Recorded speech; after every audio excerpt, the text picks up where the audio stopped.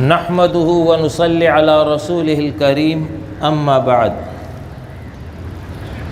حضرت مغیرہ رضی اللہ عنہ سے روایت ہے، انہوں نے کہا کہ میں نے نبی صلی اللہ علیہ وسلم کو یہ فرماتے ہوئے سنا، میری طرف جھوٹ منسوب کرنا دوسرے لوگوں کی طرف جھوٹ منسوب کرنے کی طرح نہیں۔ جس نے دانستہ جان بوجھ کر میری طرف جھوٹ منسوب کیا وہ اپنا ٹھکانہ دوزخ میں بنا لے۔ یہ حدیث امام بخاری نے روایت کی ہے۔ آج کی حدیث سخت وعید پر مشتمل ہے۔ دین اسلام قرآن اور حدیث پر مشتمل ہے۔ جس طرح قرآن مجید اہم ہے اور اس سے ثابت حکم اور تعلیمات اہل ایمان کے لیے لازم ہے، اسی طرح رسول اللہ صلی اللہ علیہ وسلم کے ارشادات جو دین سے متعلق ہیں اس پر عمل کرنا، ان کی اتباع کرنا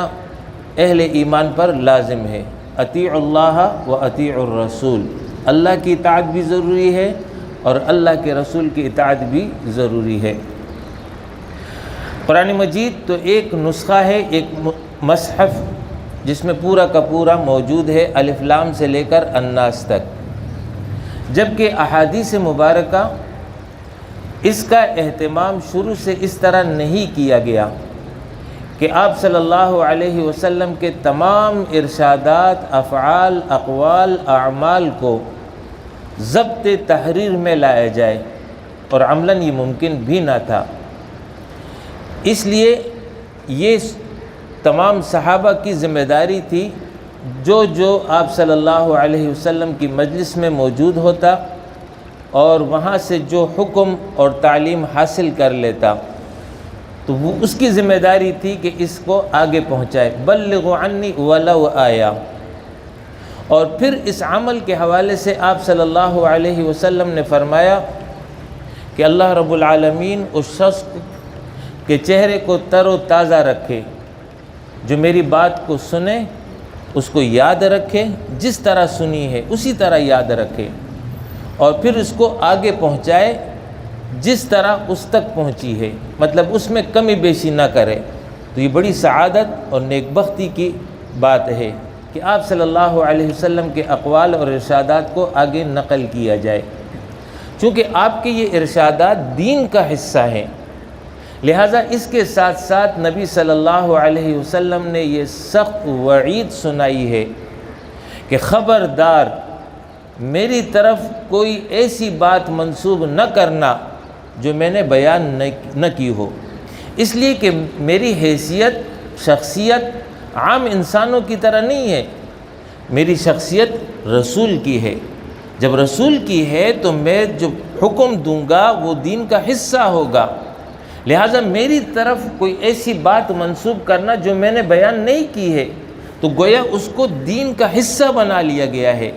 تو اس کے نتیجے میں دین کے اندر تحریف ہوتی ہے، دین کے اندر جو ہے پھر اختلاف پیدا ہوتا ہے۔ تو آپ صلی اللہ علیہ وسلم نے یہ وعید سنائی ہے کہ میری طرف جھوٹ بات منسوب نہ کرنا، ورنہ ٹھکانہ پھر اپنا جہنم بنا لو۔ جھوٹی احادیث صحابہ کے بعد جو ہے یہ وقوع پذیر ہو گئی تھی، اور اس کے اسباب، ان اسباب میں سے ایک سبب یہ تھا کہ ایسے گروہ اور ایسے افراد پیدا ہو گئے تھے جن کا مقصد یہ تھا کہ اہل ایمان اور مسلمانوں کا عقیدہ خراب کیا جائے،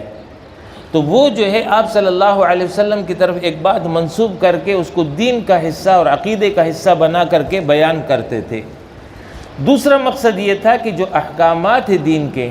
ان میں جو ہے تبدیلی پیدا کی جائے، اس غرض کے لیے جھوٹی احادیث بنا کر کے مشہور کر دیا کرتے تھے۔ اسی طریقے سے بدعات اور خواہشات نفس کو ترویج دینا مقصود ہوتا تھا۔ مذہبی تعصب، بعض حضرات کسی خاص فقہ سے تعلق رکھتے ہیں تو اس فقہ کے تمام احکام کو دین کا حصہ بنانے کے لیے من گڑت احادیث بھی بعض لوگ اس طرح بنا کر کے پیش کر دیا کرتے تھے، اور بعض لوگ نیک نیتی کے ساتھ یہ کام کرتے تھے، یعنی ان کا مقصد، نیت تو اچھی تھی لیکن یہ سارا کا سارا عمل غلط تھا۔ وہ نیک نیت یہ تھی کہ اس قسم کی احادیث بناتے تھے کہ چھوٹا سا عمل اور اس کا بہت بڑا اجر۔ مقصد یہ تھا کہ اس کے نتیجے میں لوگ اس نیک کام پر آمادہ ہو جائیں، عبادات کرنا شروع کر دیں، نمازیں پڑھنا شروع کر دیں، صدقات دینا شروع کر دیں، ذکر کرنا شروع کر دیں، تو یہ عمل بھی جو ہے گناہ ہے۔ اسی طریقے سے بعض لوگ حکمران طبقے کو خوش کرنے کے لیے اور ان کی خوشنودی حاصل کرنے کے لیے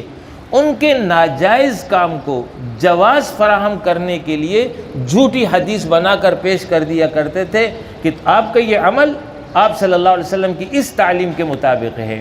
تو یہ وہ اسباب تھے۔ اسی طریقے سے بعض ایسے لوگ تھے جو کہ خطبہ اور واعظین اور ذاکرین ٹائپ کے تھے، اور وہ جو ہے لوگوں کے اندر اپنا ایک رعب اور اپنی شخصیت بنانے کے لیے اپنی طرف سے من گڑت احادیث بنا کر کے پیش کر دیے تھے، قصے کہانیاں بنا کر کے پیش کر دیا کرتے تھے۔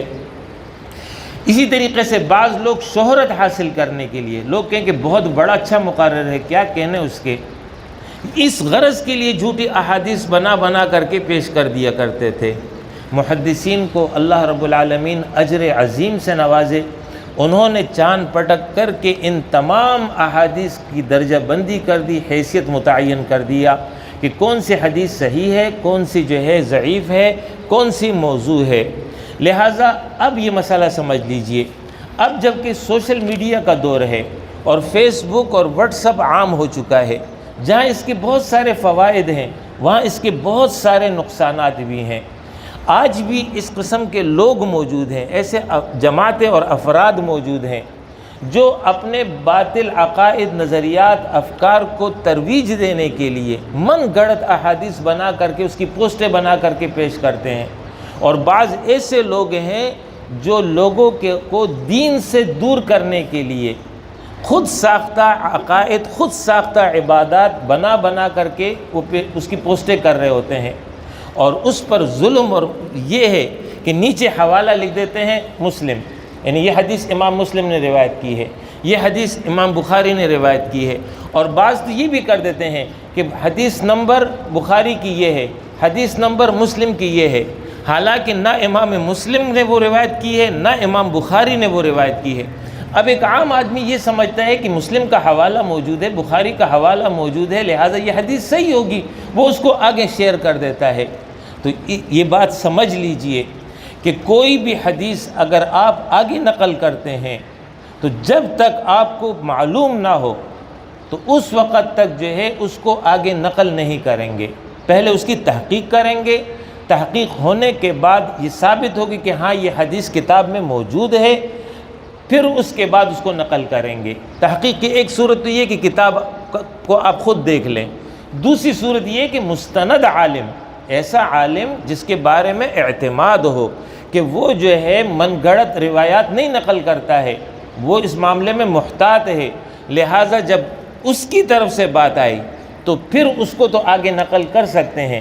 لیکن ایسا شخص جس کے بارے میں اعتماد نہیں ہے یا جس کے بارے میں یہ علم ہے کہ یہ ہر قسم کی روایت کو نقل کر رہا ہوتا ہے، تو محض اس بنیاد پر کہ اس نے اس کو نقل کیا ہے آگے نقل کرنا جو ہے ہرگز جائز نہیں ہے۔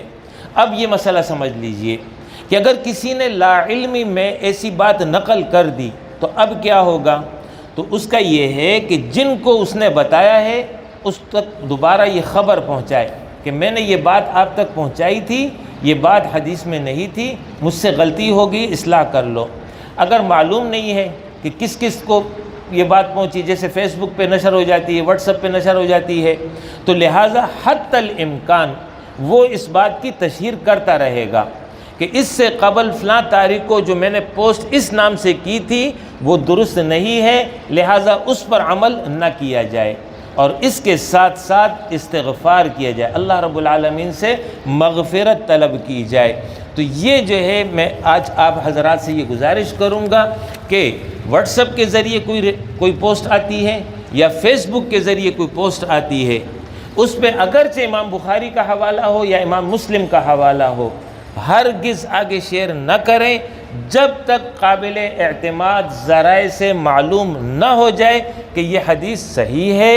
اس وقت تک اس کو آگے شیئر نہ کریں، اس لیے کہ بجائے اس کے کہ ثواب ہو الٹا گناہ ہو جائے گا۔ وآخر دعوانا ان الحمد للہ رب العالمین۔